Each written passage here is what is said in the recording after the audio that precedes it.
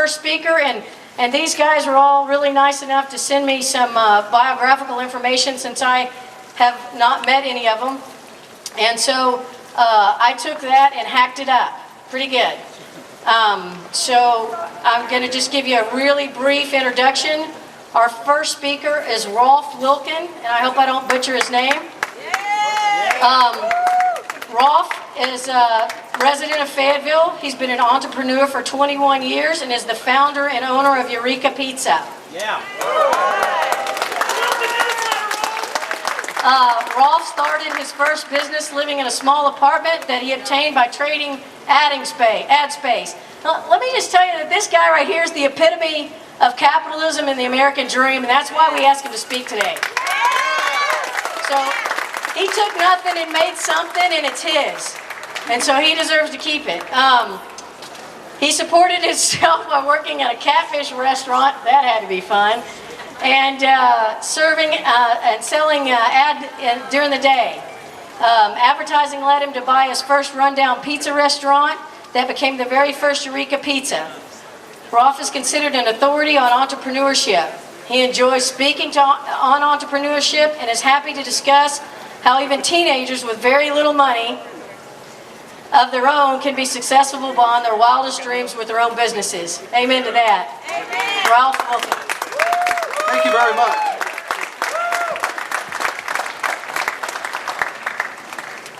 That teleprompter thing.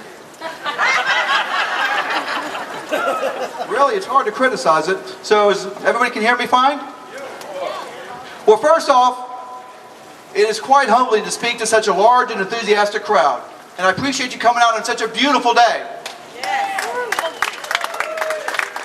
And I especially thank the volunteers, particularly Lori Masterson, and everybody who spent time and a lot of energy putting this together. I got an invitation last week and I haven't done anything, so it's a privilege to be here, and I know a lot of people have worked hard to make this happen. So I don't come to you as a business person.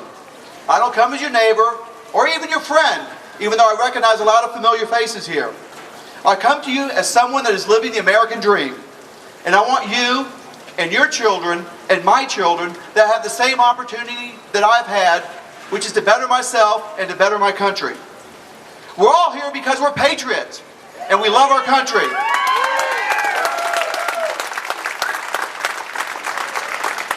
Now, if you thought this was a partisan political rally, you are in the wrong place. Amen.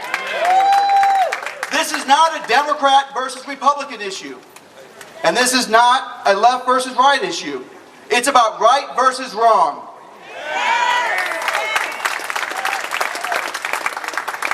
Both major political parties are to blame. Let me be clear. Both major political parties are to blame.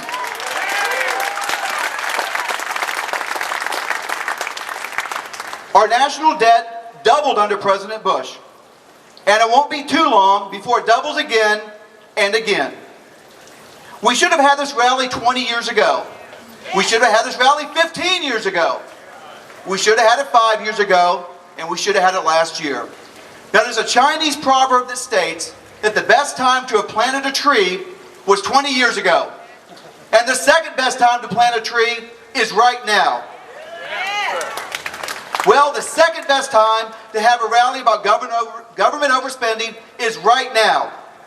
We've created our massive and bloated federal government, a government that will run a $1.8 trillion deficit this year. Did you know that in 2001, our entire federal budget was $1.9 trillion? Our budget has doubled in 9 years. Keep in mind that baby boomers are just beginning to retire, so as the boomers retire and pay less in taxes and start drawing Social Security and Medicare, I'm afraid that we have not seen anything yet. I'm a pretty average guy, so I have to always remind myself what a trillion of anything is. So let's see, 1,000 times 1,000 is a million, and 1,000 times a million is a billion, and 1,000 times a billion is a trillion, and that is a lot of money. To put that into perspective, our state of Arkansas just approved a $4.5 billion budget. In March, the federal deficit was $194 billion. That's 43 times our annual Arkansas budget in just 1 month. So our government, federal government, borrowed 43 times our state budget in just 1 month.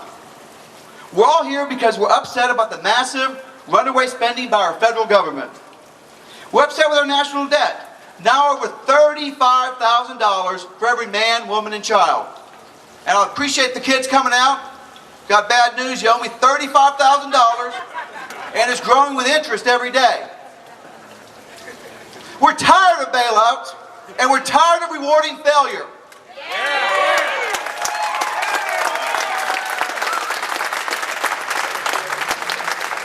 We're tired of our government trying to solve everything, and always with huge amounts of money and bureaucracy. We're tired of everything being too big to fail. We're tired of our government promoting irresponsible behavior. Is government all bad? Of course not. Is a government that has a national debt of $11 trillion and growing by billions every day with no one inside a big problem? Yes, it is. This beautiful building over there, built in 1911, our old post office. That's a great example of some of the good that our government does. Our government can and does do great good in the world every day. We're all proud of our country, and we're proud that it's good and decent. That's not our issue. The problem is, as citizens and voters, we never tell it no. So like the parents of a spoiled child, we have reaped what we have sown. We have a gigantic spoiled brat on our hands, always demanding more and more and more.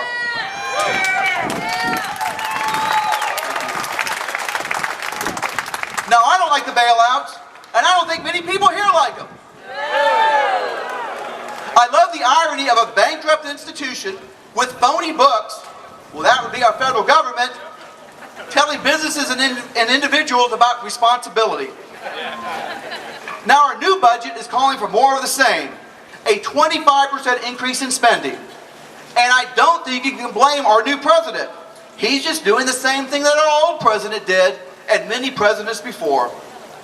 The problem goes back a long way, folks. So, but at least our politicians have a great sense of humor. Did you folks know that the president's new budget is entitled in part, and I'm not kidding here, a new era of responsibility?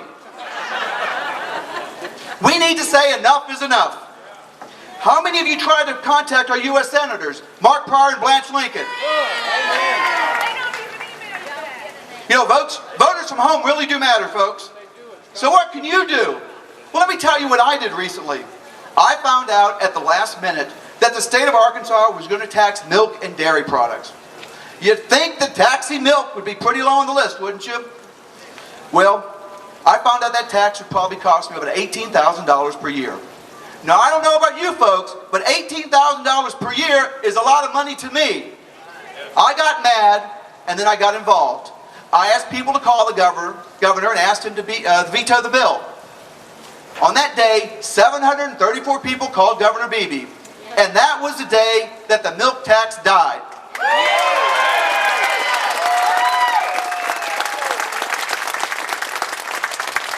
So everybody loves email, right? We love to write a great, passionate email. We love to hit send. Well, guess what? It's pretty easy to delete at the other end, too.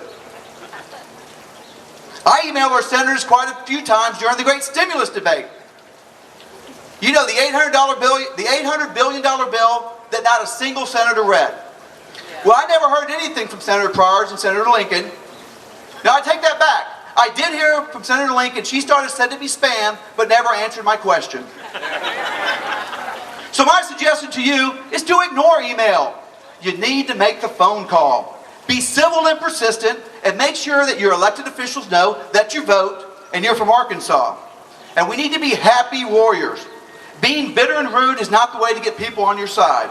We must be pleasant, happy, friendly, and very persistent. Most of all, thank you very much for coming out. This is an unbelievable crowd, and I appreciate everybody's willingness to get involved. Thank you.